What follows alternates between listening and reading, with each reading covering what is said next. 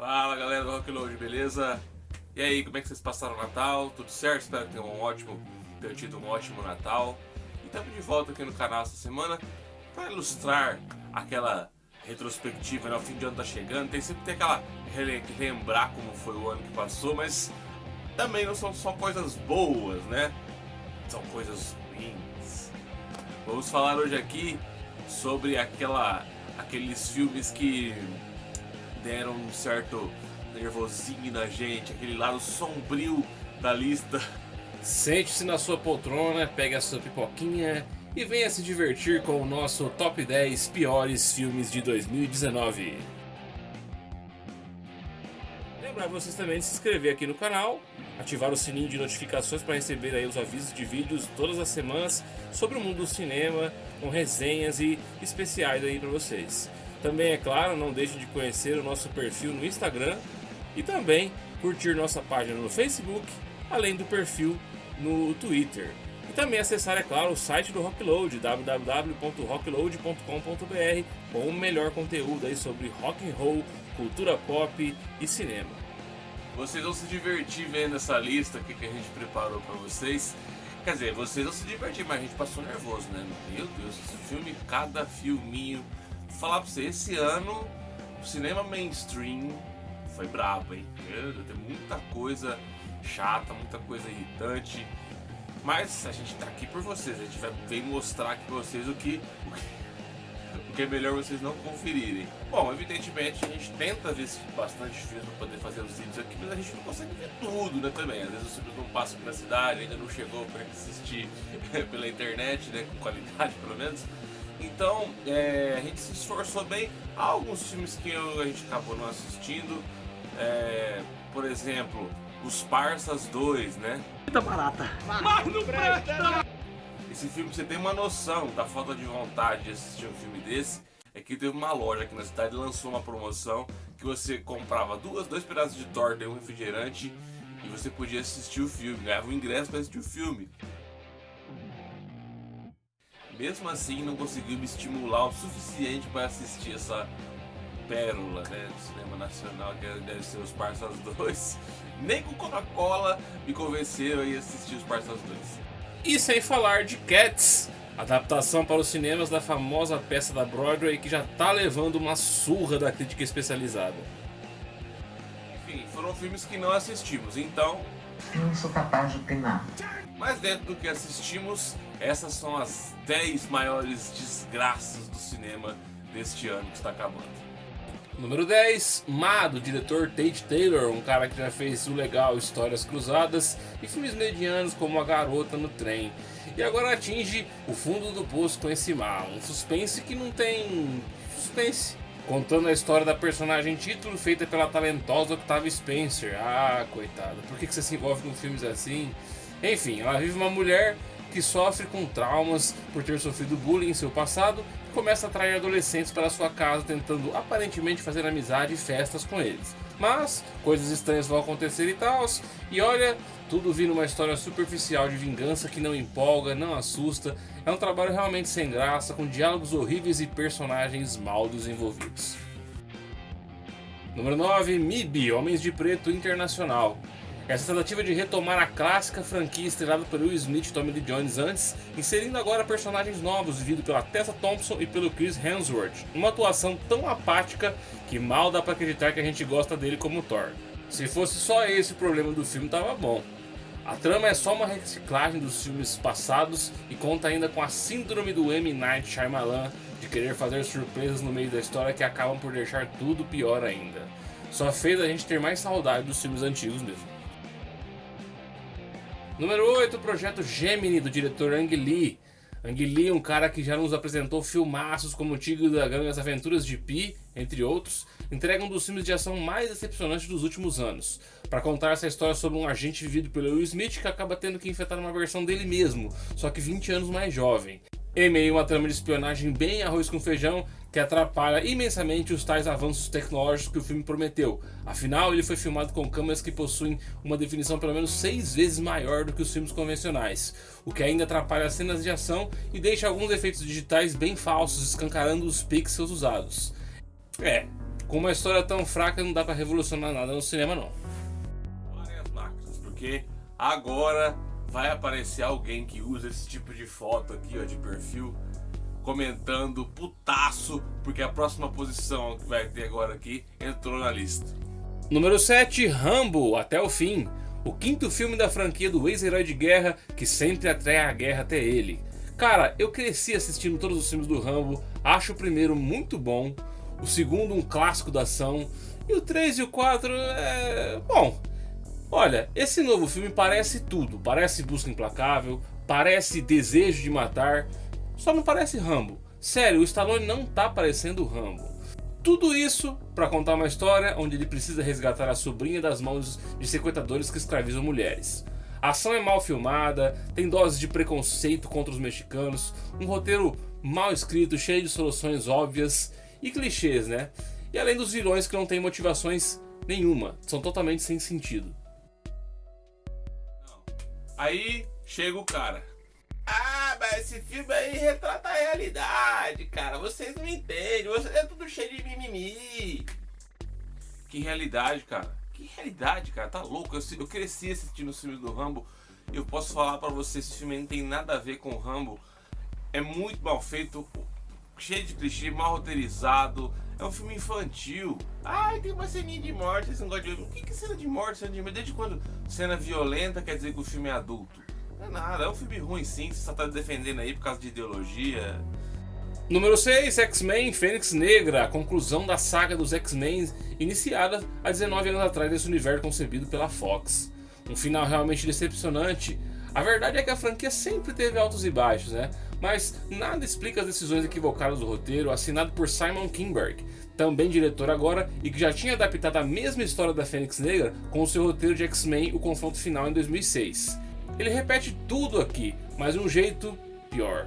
Contando com situações repetitivas, soluções que dependem até, por exemplo, da falta de vontade em aparecer na trama de alguns atores, em especial a Jennifer Lawrence com a sua mística, esse último filme dos mutantes da Marvel pela Fox é uma tragédia completa, desperdiçando ainda a talentosa Jessica Chastain em uma vilã que mais parece um zumbi. Bom, que o Kevin Feige administre melhor nossos queridos X-Men pela Marvel Studios, então, né? Número 5, Brightburn, Filho das Trevas. Eis aqui um exemplo de como um bom argumento pode ser estragado por uma direção sem criatividade e um roteiro sem inspiração. Um terror que tenta virar a história clássica do Superman ao contrário, colocando um casal vivido pela Elizabeth Banks e o David Tennant, encontrando um garoto vindo do espaço que ao completar 12 anos começa a utilizar seus poderes para o mal. São inúmeras passagens previsíveis, personagens ingênuos que não notam o perigo óbvio ao seu redor e velhos clichês de sustos fáceis. Sem falar que um menino vestindo uma máscara mal feita com uma toalha vermelha nas costas não assusta ninguém, né? É difícil até entender a real intenção desse filme, se é ser engraçado, se é ser assustador. No final, não consegue nada. Próxima posição, a gente vai ter que lembrar até de um meme famoso, que é aquele lá que geralmente sempre é assim, né? Ninguém, absolutamente ninguém. Aí alguém, vamos fazer um filme do Hellboy. Quem pediu, né? Número 4, Hellboy. Provavelmente querendo se aproveitar da febre das adaptações de super-heróis atual, decidiram rebootar essa franquia, que já tinha 2 filmes bacanas estrelados pelo Ron Perlman e dirigidos pelo Guillermo del Toro. Sim, o cara que ganhou o Oscar por A Forma d'Água, que também fez Labirinto do Fauno. Os caras tirou esse pessoal, esse cara criativo demais, pra colocar o pessoal que não sabe o que tá fazendo. Bom, esse Hellboy novo conta uma história tão bagunçada quanto os Transformers do Michael Bay. E detalhe, igual essa outra franquia aí que eu falei, eles tentam inserir até a lenda do Rei Arthur na história, envolvendo a personagem da querida Mila Jovovich, que praticamente só fica brincando de atuar com um roteiro tão ruim e repleto de diálogos horríveis. Sem falar que até mesmo tecnicamente o filme falha, principalmente com seus efeitos especiais de maquiagem e o CGI absolutamente falso em quase todos os momentos. Uma atenção para a pior criatura do ano criada em computação gráfica. Esse cara que vira um tipo de tigre, que mais lembra o Diego de A Era do Gelo. Meu bebê, olha ele aqui. É tão mal escrito e dirigido que eu não sei nem dizer se a atuação do David Harbour como Hellboy é boa ou não. E nem mesmo o uso de cenas mais violentas e pesadas salva o filme, que talvez entre como uma das piores adaptações de quadrinhos dos últimos anos. Número 3, Vingança a Sangue Frio. Todo mundo gosta de abusar da figura de Vingador do Liam Neeson, né? Mas quase ninguém sabe fazer isso bem. E realmente, pense em um filme chato, monótono, desmotivado.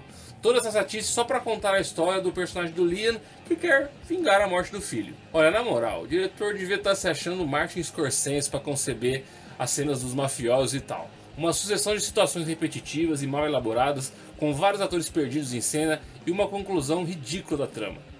Olhando isso, dá um tapa nesse seu empresário aí, cara. Número 2, 1964, o Brasil entre armas e livros. Olha, é agora que esses caras voltam aqui pra falar mal dessa posição. Cara, pra falar desse filme, a gente tem que entender que documentário sempre vai ser um registro que seja fiel à realidade. Ele tem que expor a realidade. Não é uma obra de ficção, não é uma obra que você vai ter uma licença poética ali pra você fazer o que você quiser. E obviamente você não pode manipular as pessoas e passar informações, fatos errados. E tem muita coisa errada nesse 1964. É até difícil de numerar os vários equívocos desse filme que tenta apresentar um suposto ponto de vista diferente sobre o golpe de 1964, que, segundo o próprio filme, foi um golpe político seguido de uma intervenção militar. Mas esse filme possui comentários e discursos um tanto controversos. Só para citar alguns exemplos, eles usam esta foto dizendo que era da época de camponeses lutando contra os militares, quando na verdade essa foto é de um outro conflito tirada em 1986, 22 anos depois. Ou quando é citado que vários integrantes dos grupos de resistência à ditadura mudaram de nome para poder fugir da polícia, e o filme cita apenas 6 nomes. O documentário também não menciona que os russos só levaram os mísseis nucleares para Cuba depois que os Estados Unidos instalaram uma base de mísseis na Turquia, bem do lado da União Soviética. Também tem um momento em que o guru da direita brasileira, Olavo de Carvalho, fala de fatos históricos que não podem ser comprovados. Fatos que, segundo ele, alguém que já morreu contou, quer dizer, sem prova alguma. Ou a ingenuidade de dizer que os tais documentos da Tchecoslováquia comprovam que estava havendo uma tentativa de invasão comunista no Brasil. É aí que você vê como faltar nas aulas de história faz mal para algumas pessoas. Cara, o mundo tava na Guerra Fria. Tanto a União Soviética quanto os Estados Unidos estavam monitorando vários países. Eles queriam saber quem ia ser aliado ou não. Isso é óbvio. E se vocês não sabem, a CIA também espionou o Brasil naquela época. Mano... Mas o mais grave, creio eu, é quando o filme dá voz para o racista jornalista William Vac e para um historiador que diz que as mais de 400 pessoas desaparecidas no regime militar eram como um câncer que precisava ser eliminado, desrespeitando inúmeras famílias que não têm notícias de seus entes queridos até hoje. Um trabalho documental totalmente inútil e ingênuo que tecnicamente não consegue superar nem a qualidade de documentários para TV, como do History ou do Discovery Channel. Mas antes de conhecermos nossa maior decepção cinematográfica de 2019, vamos lembrar de mais alguns títulos que não merecem nossas idas ao cinema. São as nossas menções horrorosas.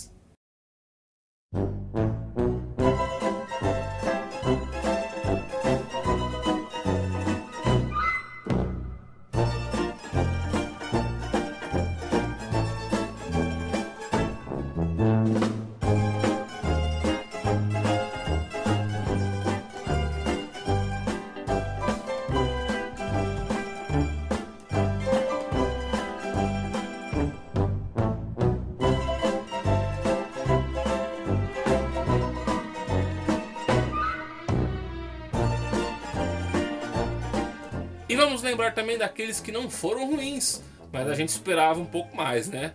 Algumas decepções de 2019. 10, 9, 8, 7, 6, 5, 4, 3, 2, 1.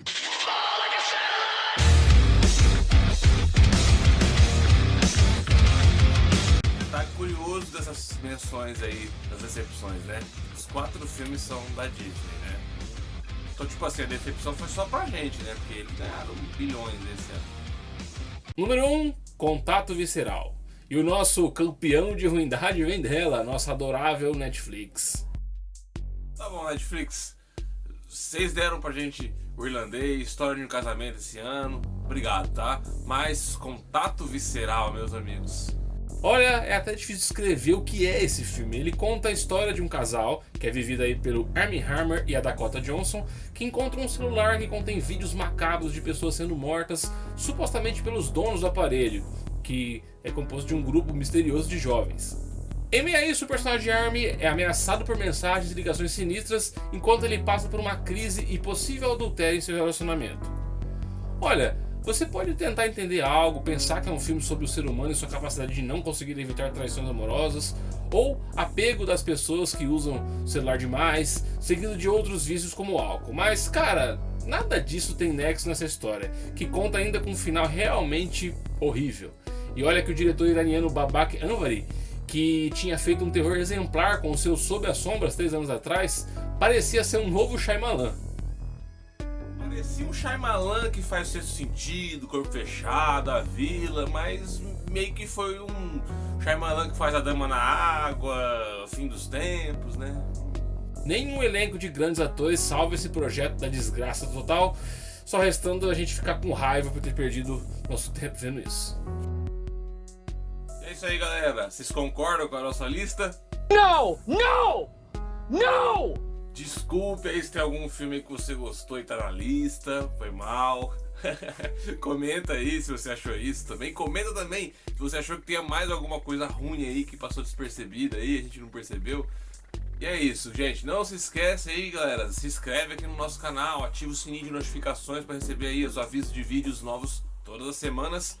Também não se esquece de curtir nossa página no Facebook, seguir aí o nosso Instagram oficial, também seguir lá o Twitter e acessar o site do Rockload, www.rockload.com.br, cheio de novidades aí sobre rock and roll, música, cultura e cinema. Beleza?